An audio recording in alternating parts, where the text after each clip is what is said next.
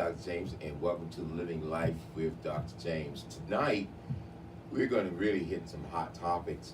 I think it's really important for us to address an issue like the whole thing with Jonathan Majors. Um, what's going on with him? And the court date is coming up in May, on May 5th. Even though his attorneys are excited about the court date that he's going to be exonerated, but it's been reported that domestic violence has been in there, that women have been abused, and more women are coming out. The amazing thing is that it happened, after he appears in this movie, Creed. Right after Creed and a couple other major movies, women just started coming out everywhere about him and being abused, and it seems to be a pattern where, again, men are being accused of being abusive to women. And I'm interested to know what you believe men should be doing to protect themselves in 2023. Um, how is it that we're missing the fact that we can get involved with some females that can really do some damage? And it's only fly can get in the milk, and just all the milk is no good.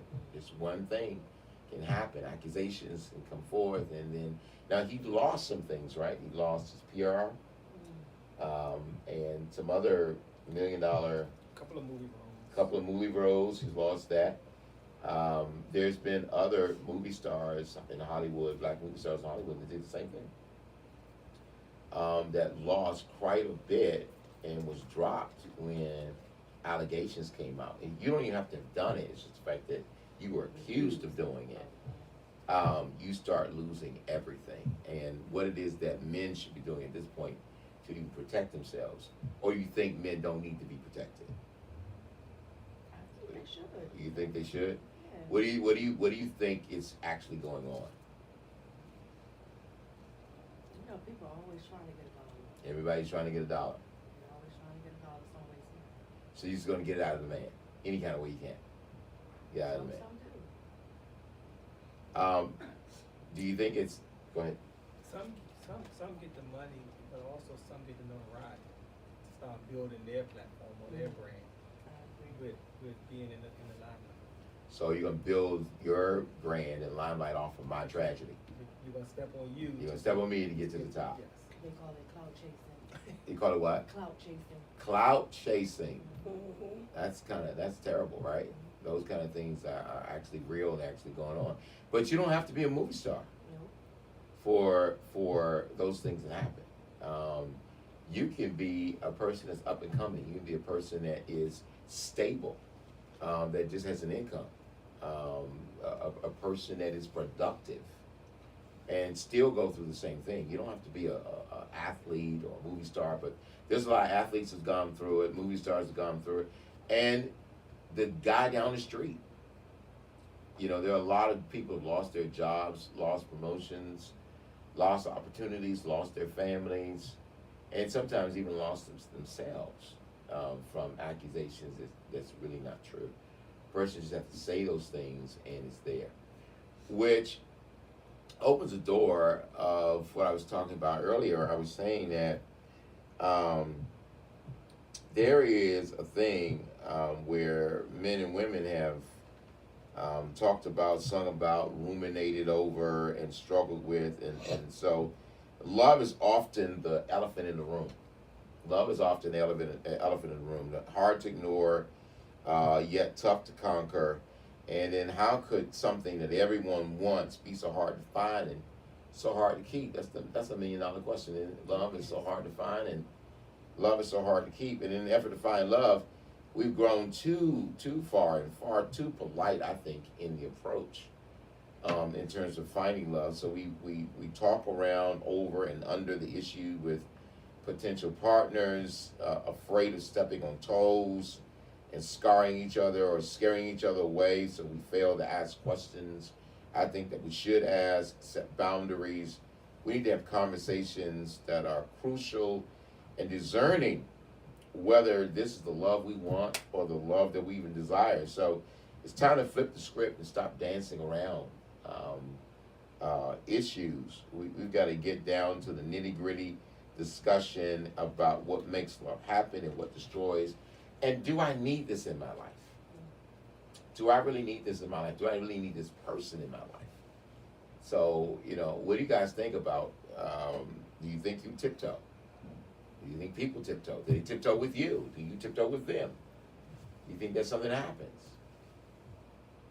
Or do you set boundaries in the beginning? Do you go through discoveries? What are you doing? Are you trying not to scare people away? What are you doing? I'm open. I try to be as open as I can be at first. I don't try to pretend about who I am. I try to talk the way I want to talk and dress the way I want to dress and say what I'm going to say. I'm going to ask questions. Mhm. Hopefully I'll get the answers that I'm looking for. And there's also times where you have to discover stuff. As they answer you back, you'll find out more stuff. Yeah, not only what they say, body language when you're talking about things. Really got to pay attention to people, But I do think people tiptoe around. We don't ask the hard questions all the time. We don't do that because we really are hungry. Most of the time, if you go somewhere hungry, you're gonna eat up something. That's the truth. There are times when you do ask the hard questions, you get the answer, but you don't trust it and you don't want to believe the answer. So you try to wait around, to see if it's true or not. But sometimes people tell you who they are right in your face, but you continue to I think as things come up, disagreements, misunderstanding, when it should be a discussion, but it turns into an argument. When they display certain attitudes, I think we again tiptoe around things and we say, well, nobody's perfect, and so we talk ourselves into it again because I think we're hungry. We're so hungry, we're afraid of being alone, and we don't want loneliness in our life. So there's sort of things that we do. All right, I'm gonna get in trouble, but me and my friend had this discussion at the gym today. Okay. Women say that they have this list of this wants or things that they want from a guy, like he gotta be this, he gotta be this, and all this kind of stuff. But on her side, she says, "Accept me as I am." Wow. So I know money is the medium of exchange, but I think women use sex as the medium of exchange. Yeah. So I'm gonna give you sex and you're gonna tolerate everything I do. And most men, and a lot of men, do that. They accept that. Again, hungry. And so it opens the door to be manipulated, played with, taken advantage of. And so we don't always think about the fact that men are being taken advantage of. We always think about the woman that's being taken advantage of. And then you come, as soon as you take sex off the table, then you realize that that person has really nothing to offer. No. Yes. No, they are empty. Yes. And there's some things that I want to look at. Now I want you to trust me on this because there's no special situations. I need you to understand that first of all. When it comes to looking for love, being in love, having relationships, there's no special situations. Only our propensity to complicate life and love much more than necessary by trying to write our own scripts rather than follow the laws. There are laws and principles, especially spiritual laws and principles that hold true. And whether or not we like them or not, the point of it is that they're true.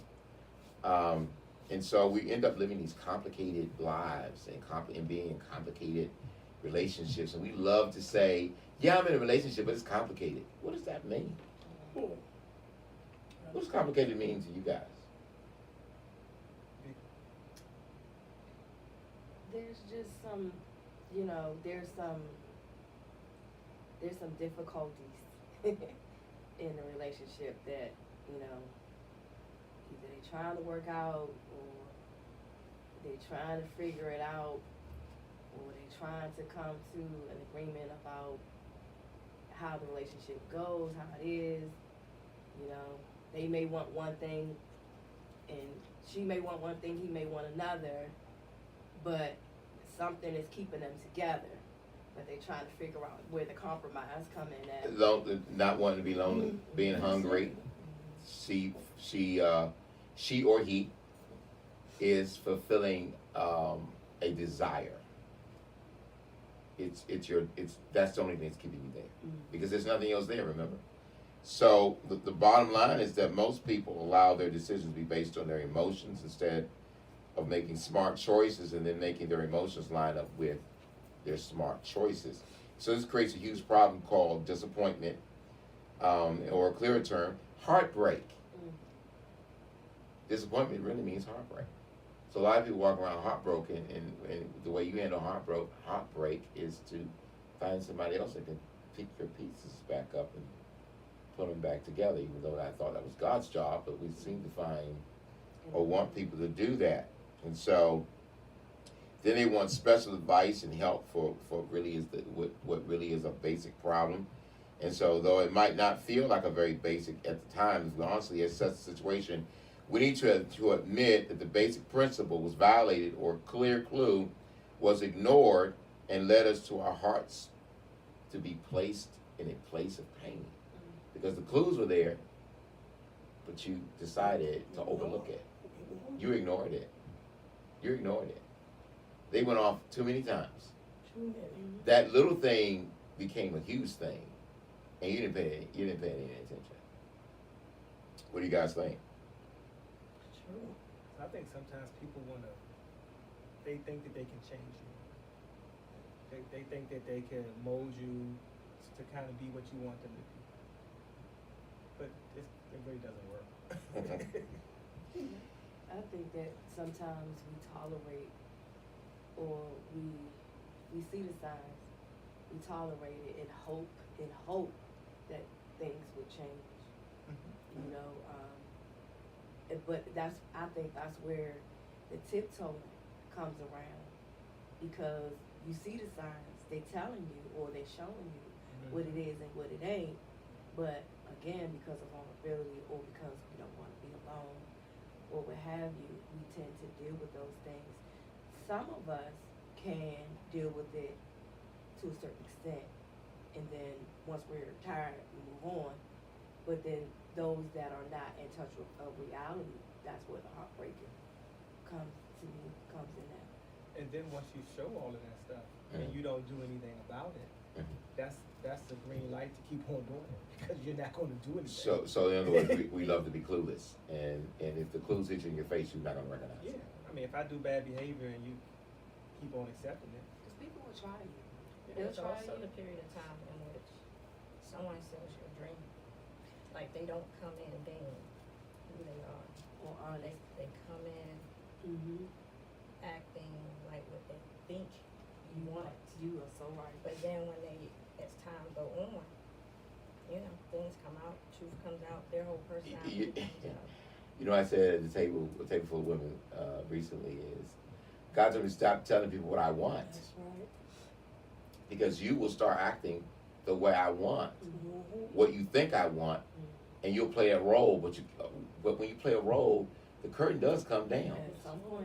At some point, you can't fake it all the time, right? So I think if you stop telling people what you want, we love to get in these conversations.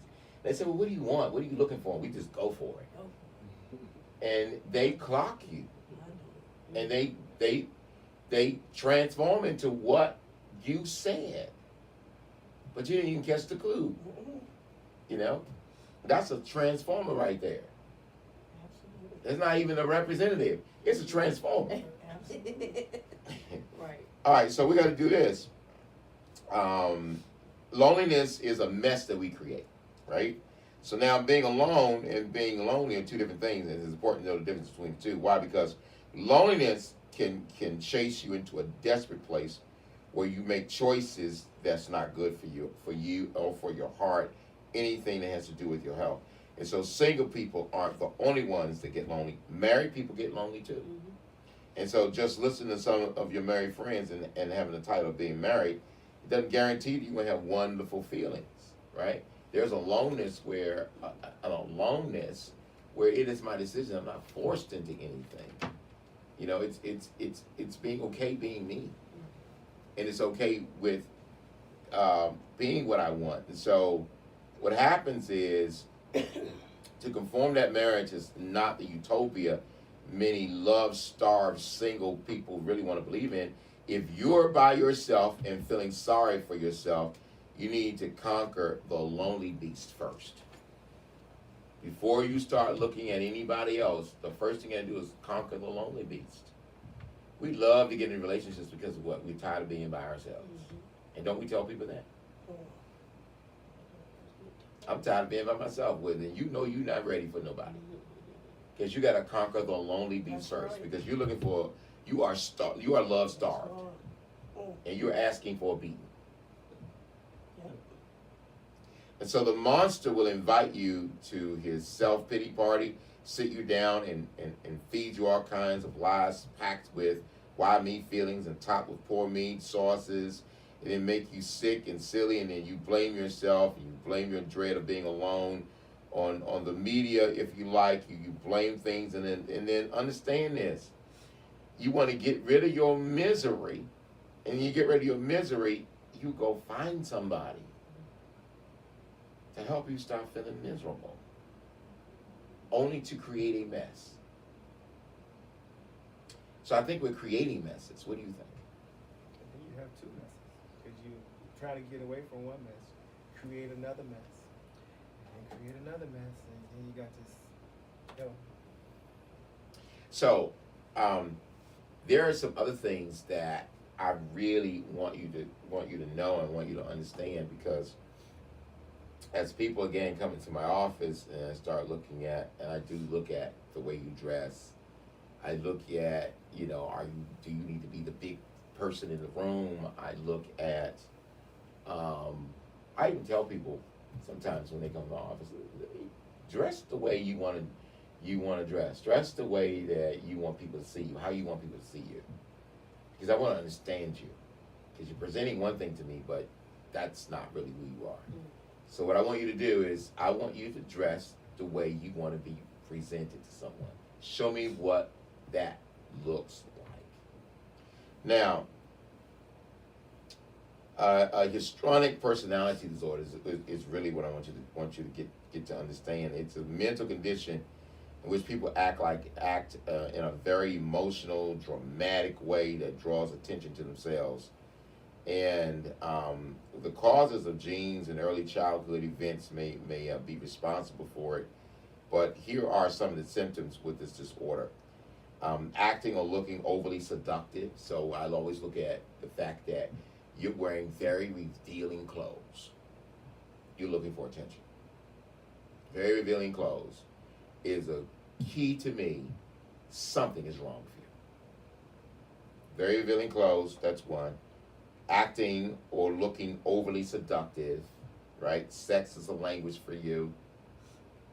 Being easily influenced by other people, being overly concerned with your looks, being overly dramatic and emotional, being overly sensitive to criticism or disapproval, being that relationships or believing that relationships are more intimate than they actually are. You ever been with somebody and they are already ready to marry you? Or you ever been with somebody and they feel like they're more intimate with you than you thought that they should be or that you are. In other words, you're believing that a relationship is deeper than what it really is. So how do you handle situations? How do I handle that? Well, again, I'm constantly looking at the way you dress. I'm looking at the things that you say to me, and that is going to give me clues that there may be something wrong here, because we're out and you need to be seen. Not by me, just by everybody. You need to be seen. So that tells me again that you're not ready for me. You're not ready for me. So I'm going to already start moving my thoughts. What happens if you discover that after you have, done some things? You mean like had sex with them, or you mean you didn't know that they were they weren't wearing overly revealing clothing when you met them, when you saw them, and every time you went out you didn't see it? However, sometimes a lot of times men might overlook that the first time. Now I'm saying after you have done that, then where do you stand? It's called managing your emotions. All right, this is still a problem. And understand this too. She can't take criticism when he can't take criticism. They can't take criticism. And also said that they are always going to be in a state of intimacy that you're not in. And they want to know when we're going to be boyfriend and girlfriend, or when we're going to be a couple, when are we going to do this, when are we going to do that. They're more prone over there. Now, everybody does not always wear revealing clothes. Some of them will not wear exactly revealing clothes. However, that level of intimacy will be there. They cannot take criticism very well. So Blaming basically, failure or disappointment on others. They cannot ever take responsibility. It's always you. They didn't do it. You did it. Right? Constantly seeking reassurance and approval. Having a low tolerance for frustration or delayed gratification. Needing to be the center of attention. Self-centeredness. They got to be the center of attention. Quickly changing emotions, which may sometimes seem shallow to others. Those are things that are there. You need too much attention. So when you find that there's somebody who needs too much attention, especially when you talk about a woman, because more women are diagnosed with this than men, you understand that there is a problem right there. And so that may not be a good place for you to be in. Now, there's also times where you see a borderline personality disorder, and that person is overdramatic. Everything is catastrophic that happens. Other things about them: unstable, fear of abandonment, even going to the extreme of measures to avoid real or imagined separation or rejection. You know, they feel like, you know, you're going to break up with them. It really becomes an issue. Rapid changes in self-identity and self-image, shifting goals and values, and seeing yourself as bad or if you don't exist at all. You know, there's also inappropriate, intense anger, such as frequently losing your temper, sometimes being sarcastic and bitter. Have you seen it? Yep. And what happens when you see it? They're sarcastic, and they can be bitter, and they can hold grudges. I see it as a red flag. Yeah, but as you said, what if you've done things?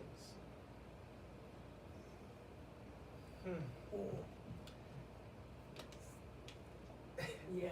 Sometimes it's noted the first time, and I might see if that behavior continues to happen. Borderline personality people also see things as black and white. It's either this way or that way. There's no real gray in anything. They don't. It's everything is black and white to them. So it's either this or it's that.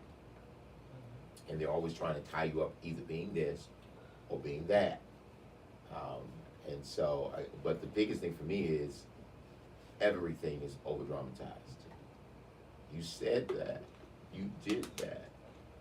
There's a lot that goes into that. And I think, you know, one brother told me the other day that, well, no, there's no perfect women. There's nobody perfect. I was like, I'm not looking for perfectness, but I am looking for clues. So, how do you guys feel about what I've been presenting to you? Because I'm trying to share with you some of the clues that you need to look for. Well, my question is when it happens. Is anybody addressing it? Like, if somebody does something, aren't you going to address it? Like, what was that about? Why did you act that way? And blah, blah, blah. Well, there's some things that's just, again, it's naturally you. Because I just told you, you know, if I'm interested in a woman, like we go to restaurants or we're out, and I see women who have on extremely revealing things, I'm looking at them, but I don't want you, because to me, you got a problem. I already think you got a problem. And then, if you are the center of attention, yeah, you got a problem. You got a problem. That's an issue there. They're also overly flirtatious, even if they're not interested in the person. They flirt. And then they tell you, well, that's just my nature. That's just who I am. You just have to be able to deal with it. Get over it. You have to accept that. Wow. But why would you accept that? But some men are attracted to that. And they get in trouble. And then they lose $1 million contracts because what you were attracted to. What you were attracted to. So you got to understand that you have to take notice of yourself, what you are attracted to, what gets your attention. What are you really looking for? What are you looking at?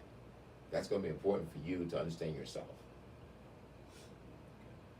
That's how you do it yourself. I like to listen to people tell me when they say, look at that. Or, my God. And when I look, I be saying, oh, okay, my brother got a problem. Bruh got a problem. Bruh needs some therapy. Because that's what he's looking at right there. So what is he telling you to look at? I'm curious.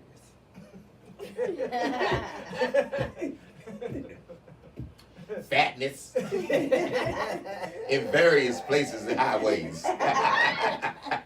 And byways. And when you see it, you don't understand why he bringing it up. I see starvation. I see thirst. I see loneliness. I see, the possibility of being manipulated, of being heartbroken. I see a few things that goes on there, and I'm also watching the actions of the person that he's telling me to look at. Not just the shape, the actions. With that being said, I think 9 out of 10 men got that problem. They got that personality disorder. A lot of people, again, are very flirtatious with people that they're really not even attracted to. They just need to be recognized that somebody wants me. Okay. Do you have a problem if you're just looking but you don't act? No. Because we always looking.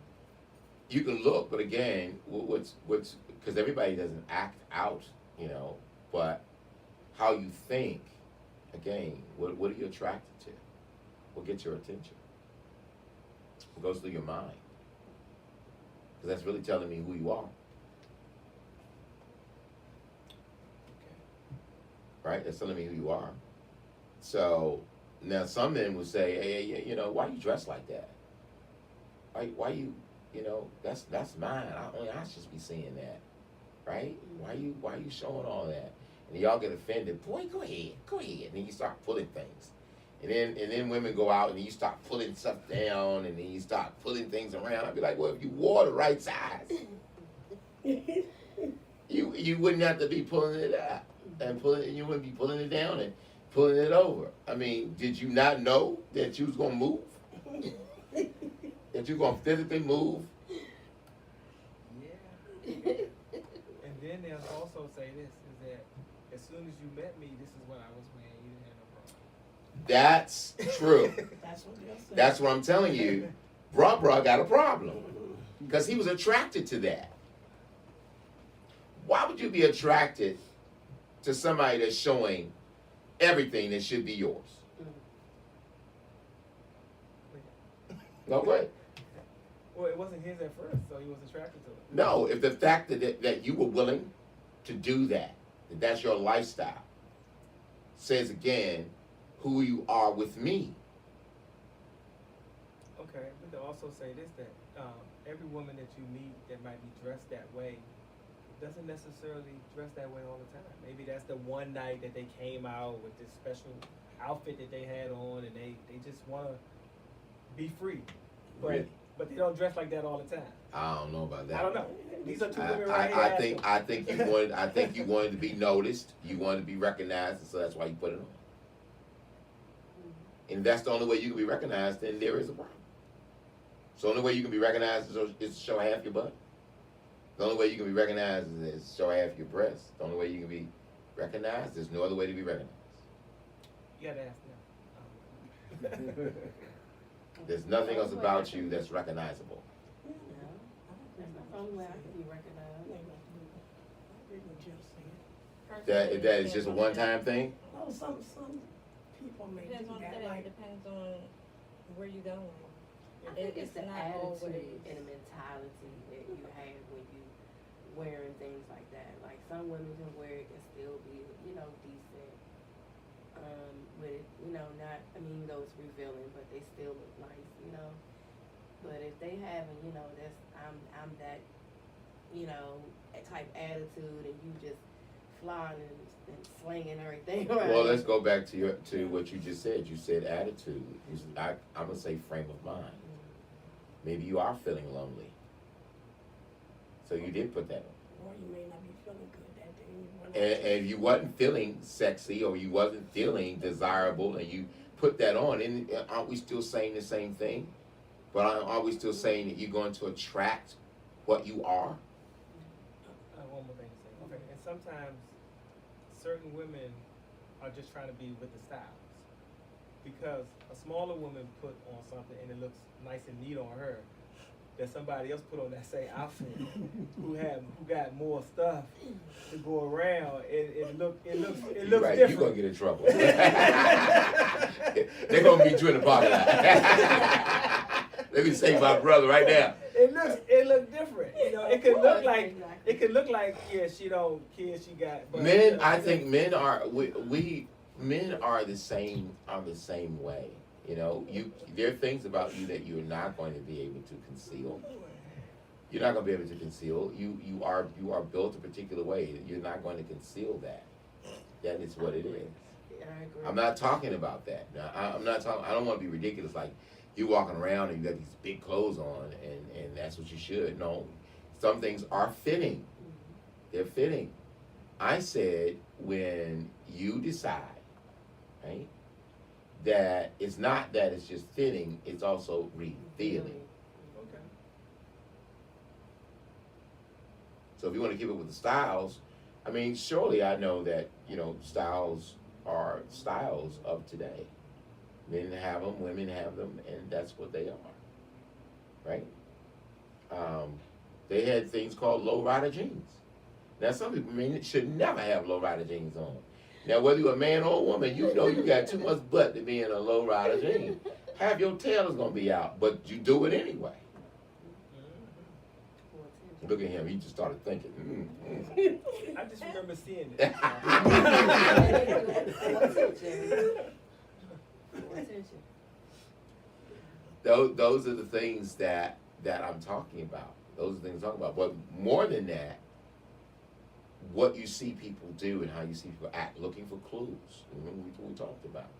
I think a lot of these men are in trouble because, again, as you said, it's easy. You know, they're getting all this attention and they're accepting it, not understanding that everything isn't always good. It's not really what you really need in your life.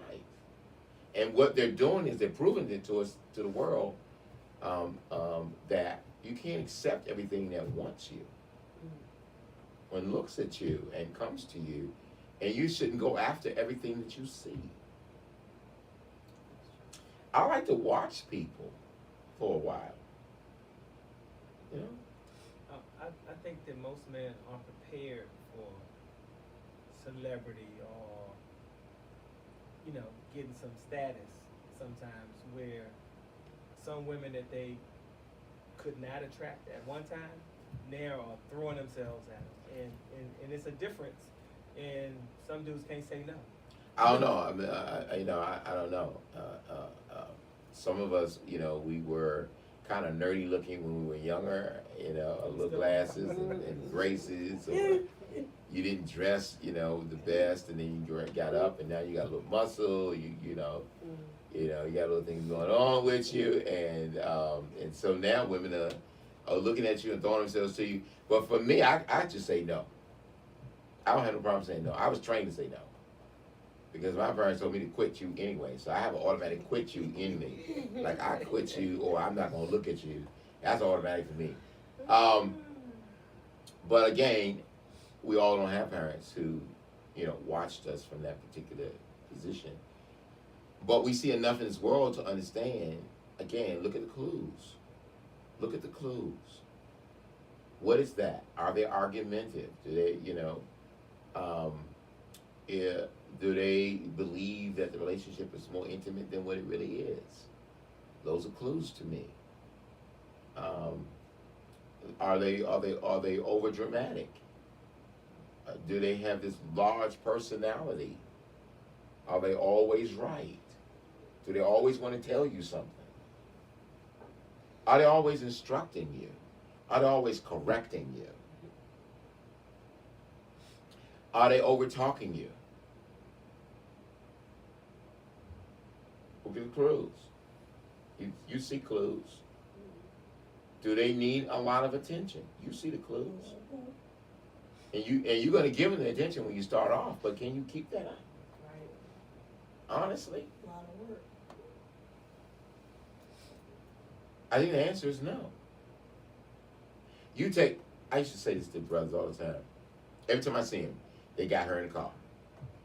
She in the car. She in the car. I said, you know what? She's gonna used to be in the car, going everywhere you go, listening to all your conversations, meeting all your friends, sitting in all your meetings. And when it's time for you to be a man and do something on your own, she's gonna be a problem for you. Yep, because she always in the car. Because she always in the car. You drag her everywhere she go. She don't have no personality of herself, her own. She don't have a life of her own. Just yours.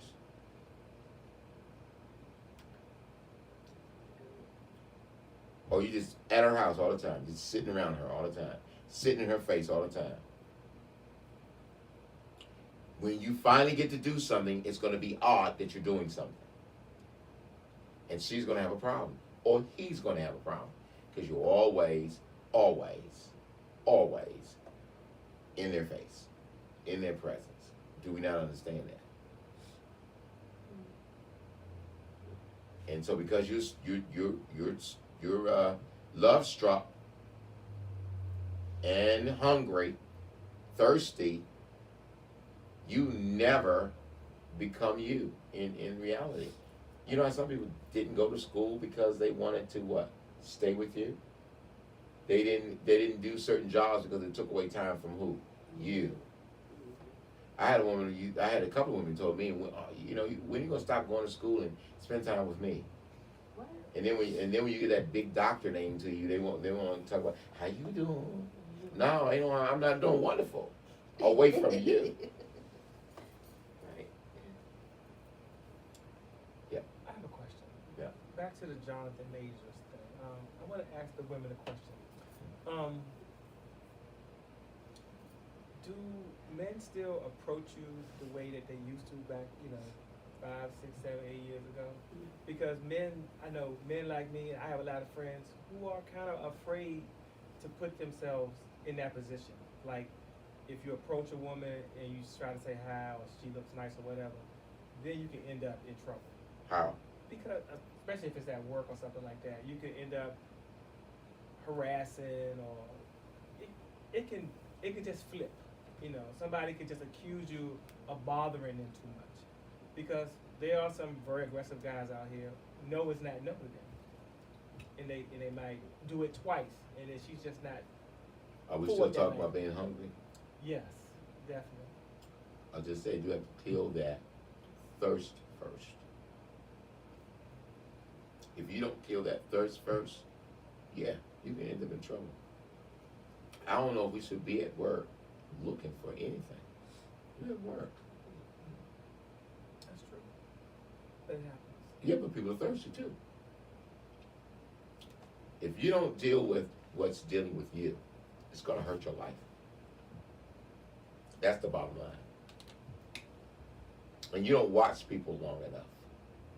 It's true. There are places that we frequent, and you see people there all the time. You frequent the place. You see them.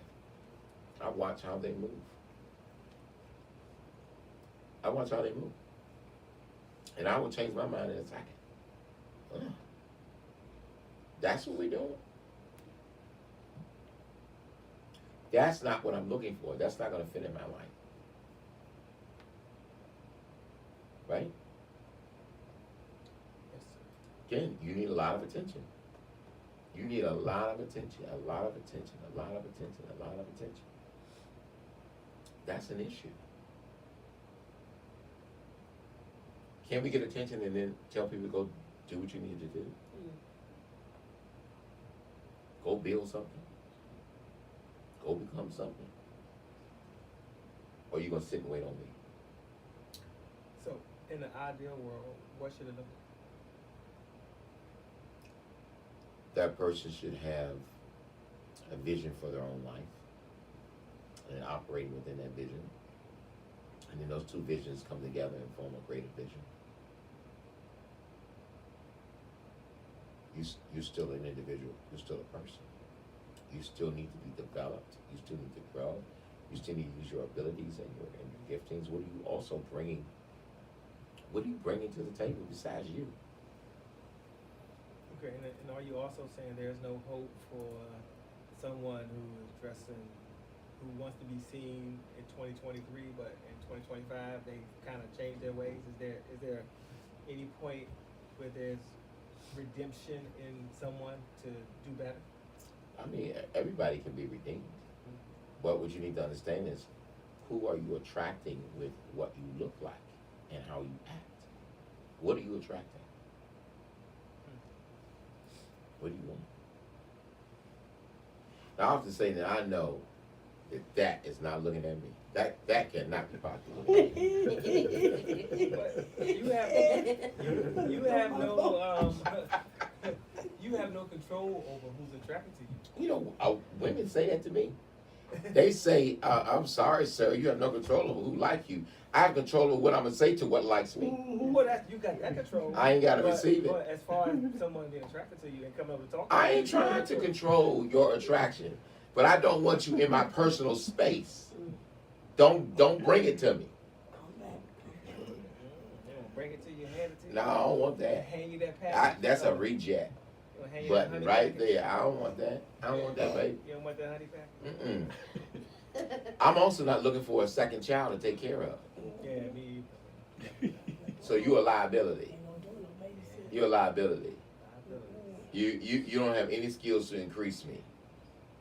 You're a liability. If I had you, we could be something. And I said, well, tell me what are you now? That's right. Women always tell me I could turn something like you into a millionaire. Boo, did you turn yourself into one first? Can you do something with you? Ooh. What would you do with me if you can't do nothing with you? Put that honey pot on.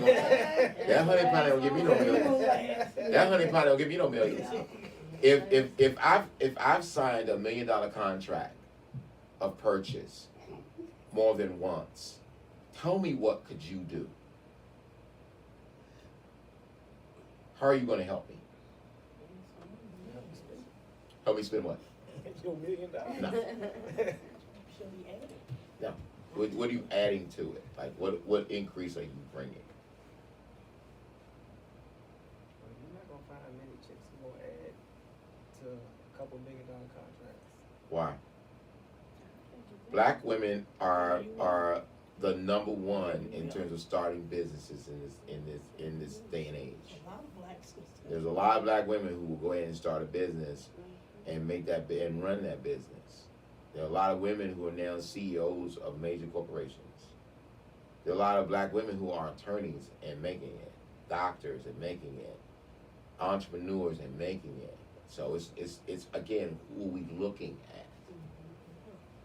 Circle Now, some of you used to tell me, well, you know, your hair, you can't go anywhere with your hair. I said, well, they let the lady that's a Supreme Court judge, she got dreads in her hair. She got a white husband. She didn't change her hair. Ooh. It depends on the level you're on, is my point. See, when you're on a certain level, nobody cares. When you are come up or want to be, you may be thinking twice. But when you're already there, they just receive you. That's it. Because I walk down the hallway, and there are doctors of all races that still walk up to me and say, Dr. James, you're working a lot. Let's get together next week. My hair still looks like this. My skill set and my ability is what speaks for me. So you want to send me your patients because of what I can do. So, or if I'm doing business, no one says I'm not doing business with him because he had dreads in his head. They're still signing those contracts. It depends on what level you're on. So again, that's what I'm saying. Look at the cues. Look at the cues. If that concerns them, that's the level of life they're on. You're always on the come up. So you have to stop and think about, what do you want? Who are you? Where are you? And what do you want?